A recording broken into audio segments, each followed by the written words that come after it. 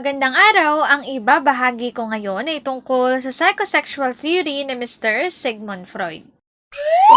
Magbasa, makinig, matuto at magsaya. Ako si Binibining Menya. Handa na ba kayo? Tara na, umpisa na nating isa-isahin at pirapirasuhin ang mga detalyeng nakapaloob dito. Katulad ng binanggit ko kanina, ang ibabahagi ko ngayong araw ay tungkol sa psychosexual theory ni Mr. Sigmund Freud. Particular na sa unang stage, the oral stage. Kamakailan lang ay naibahagi ko na ang isa pang theory ni Mr. Sigmund Freud. Ito ang tripartite personality na binubuo ng id, ego at superego. Ngayon naman, ang ibabahagi ko ay tungkol sa psychosexual theory. Ito ay binubuo ng 5 stages: oral, anal, phallic, latency at genital. Ang ibabahagi ko muna ngayong araw ay ang oral stage. Ito ay nangyayari birth to 1-year-old at ang erogenous zone ay mouth. During the oral stage, the infant's primary source of interaction occurs through the mouth, so the rooting and sucking reflex is especially important. Ang involved na parte ng katawan sa oral stage ay bibig.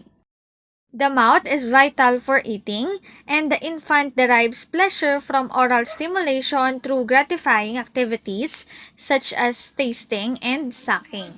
Sa oral stage, ang important event ay breastfeeding, which is ginagamitan din ng mouth.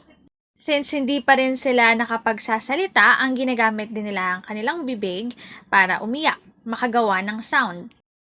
Because the infant is entirely dependent upon caretakers who are responsible for feeding the child also develops a sense of trust and comfort through this oral stimulation. Sa mga maaring halimbawa dito ay yung breastfeeding. 'Di ba sabi, maganda yung breastfeeding kasi nagkakaroon ng connection yung baby at ang kanyang nanay.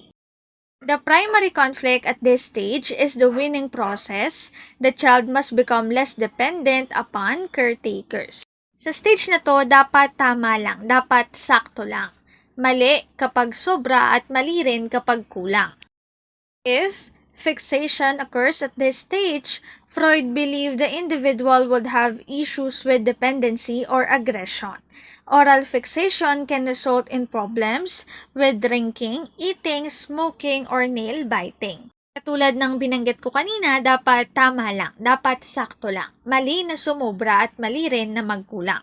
Kapag sumobra ang ibinigay ng guardian o magulang doon sa bata, maaaring magkaroon ng oral aggressive, at kapag kulang naman yung naibigay ng guardian or ng magulang, magkakaroon naman ng oral retentive. Maaaring may oral aggressive ang isang individual kapag kinakagat niya ang kanyang mga kuko. May oral retentive naman ang isang individual kapag sobra siya manigarilyo, sobra uminom, at sobra kumain. Ang link na ito ang aking source sa mga written information na makikita nyo sa bawat slides.